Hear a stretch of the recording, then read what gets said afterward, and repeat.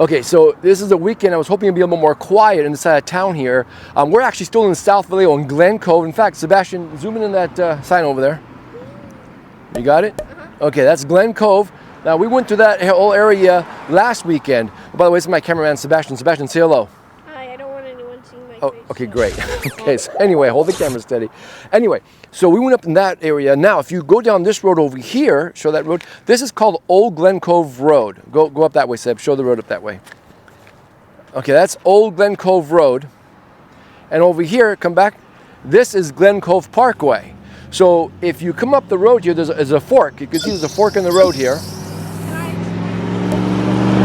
Okay. Turn it back this way, Seb. Okay. Now we got some traffic going on here. But as I was saying, now we're going to go up Old Glen Cove Road, and we're going to go to another area of Vallejo, which is still south. It's called Beverly Hills. It's not like the Beverly Hills in Southern California, a little differently. I don't know why they named it that. But I'm going to go simply by memory here. There's a map. I'm going to put this map up right now. Now, what's interesting, I found this out last minute.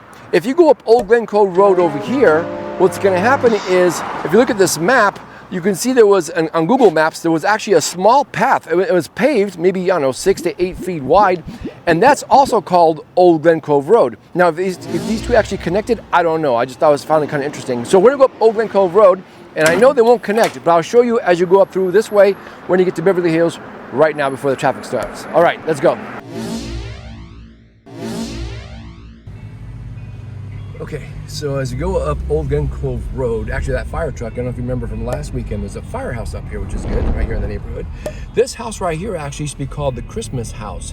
You may have seen it online. His name was, what's his name? Robert, I think it was. He would actually, right here, he would actually put all these Christmas lights. In fact, you might still see where it says Santa Claus right here. Where you go? There might be a box right here. Yeah, well, these used to be the Santa's box right there. And see, oh, there, way back there, still says Christmas things, but he doesn't do it anymore. That last year was his last year. I actually put that video up here on my channel if you want to take a look at it. For the past 23 years, Bob Taylor and his wife Linda have been decorating their home with all of the joys of the holiday season. That first year we started decorating, we didn't have very much stuff. But the next year it got bigger and brighter, and every year after that was bigger and brighter, bigger and brighter. It features everything from carousels to Ferris wheels, and sometimes even a visit from the big man himself. If you come out to the house, you're surely going to be blown away by these amazing decorations, but one thing you might not know is that there's a deeper meaning behind it all. My daughter was scared to death to fly, and she finally got the nerve up to fly. And she was flying from San Francisco to Little Rock, Arkansas, and they were landing in a storm, and the plane crashed. Bob's daughter, Deborah, died that day back in 1999, and he says this project helped save him from the sadness her passing caused. And I tell everybody I had to make it bright enough that she could see it from heaven. But now, with the Taylors both in their 80s, they say decorating has become too much. Meaning, to the disappointment of many, 2022 will be the last year of their display. Let's keep on going to Old Glen Cove Road here. Hold on. And by the way, you can actually get up here two ways right now, like we're doing through Old Glen Cove Road, or if you look at this map here on the freeway, if you get off on Magazine Street and get off there, you could actually come into the Beverly Hills district that way too. But we're going down Old Glen, that's a tongue twister, Old Glen Cove Road, and actually some of these homes, they still look like they're farm homes because some parts, not all parts of Beverly Hills, is actually unincorporated. So you can, some areas you can actually have, you know, pigs, chickens, and goats. There's another part of Vallejo we'll go through probably after this one that's totally unincorporated. But this is kind of sort of depends on where the house is and where you live. For example, you come around this corner here, and you'll see right here, there's my farmhouse. Right there, I think.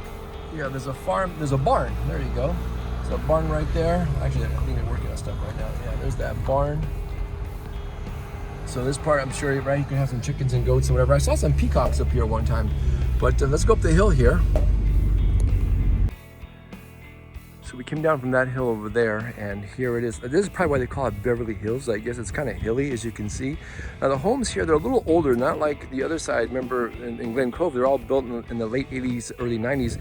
These homes are probably 30s and 40s. And I just heard a rooster. I don't know. You might hear a rooster. And the homes are pretty well kept. See? And so when you go down the street here, you'll see also some other areas as well. But this is beginning from east to west, Beverly Hills district. So let's go down the street. So technically, my cameraman will be doing this, but I think he's a little tired, so he's taking a break. Don't show my face. So I know you're not supposed to be driving home the phone, so I'm gonna drive really slow. But you can see here, all the homes, you know, they're pretty well, you know, they're a little bit bigger as well. Some of them have been remodeled, some of them have been actually renovated. I came here the other day, they were actually putting carpets through here. Here's another good looking home right over here. Oh, by the way, in this area, I don't know exactly where, we got some famous guy came out here. What's his name? I think it's B40 or C40, D40. I know it's not WD-40 because that's the stuff I use around my house. But anyway, if you know who that's not my genre. It's a rapper, I guess, or, you know, trap music. I don't know. But if you guys know who that person is, clarify what letter of the alphabet he is. I'm sure that wasn't his real name. And also, if you know what house he lived in, let me know. I'll come by and take a picture. But yeah, this was supposedly the neighborhood where they came out. Maybe that's how a genre of music was. But anyway, that house was actually for sale not too long ago. I remember I helped it open. And here we go. This is the neighborhood right here. You can see it's all, you know, like I said, the home's a little older, but it looks really good.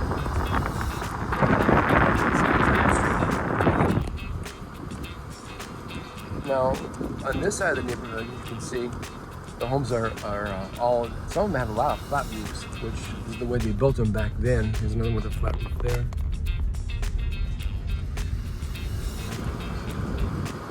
And you can see it's a mixture. I'm pretty sure you can actually have some livestock here as well. So, like, you know, the flat roof. They're right next to each other. All of these are flat roofs, actually. You can see they try to keep them up. And, like I said, the neighborhood's a little bit older, but great place for a first-time home buyer. Great place for investors. I've actually sold 2 homes in this area. They were both cash investors. They bought them. They rent out of the homes. Now, the area here used to be, you know, a little sketchy, but I noticed as during the boom, a lot of, you know, investors actually bought these homes here. They put some really good tenants in there, and the values are actually coming up. You know?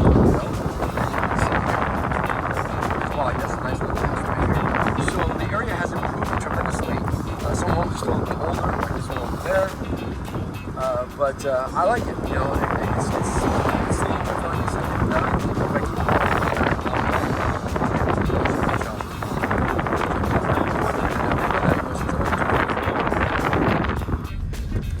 Okay, so now we are definitely on the unincorporated parts of Vallejo. You can see there's a lot of land here. Just 2 blocks over, actually. Let me see if I can zoom in on that one. I can find it. Try to drive. There you go. You can see there's a lot of land up there. Definitely here's some chickens and goats and stuff. You know, the house is also a little bit different here.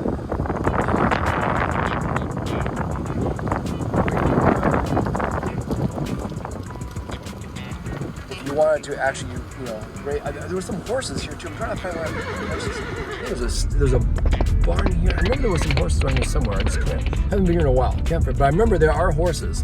So watch for the see. There's all kinds of that. So this part, just 2 blocks over. Glen Cove is just a mile down the road there.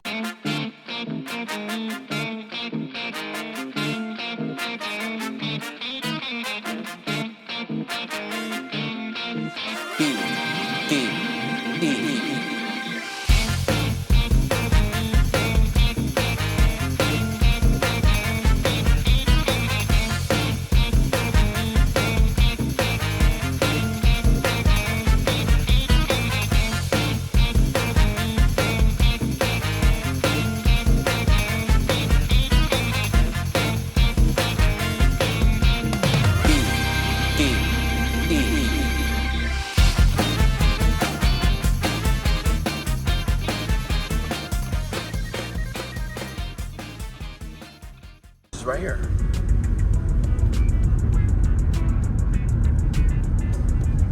You can see the sign right there. I don't know if you can see it. Mixed up sign. You can see we can zoom in.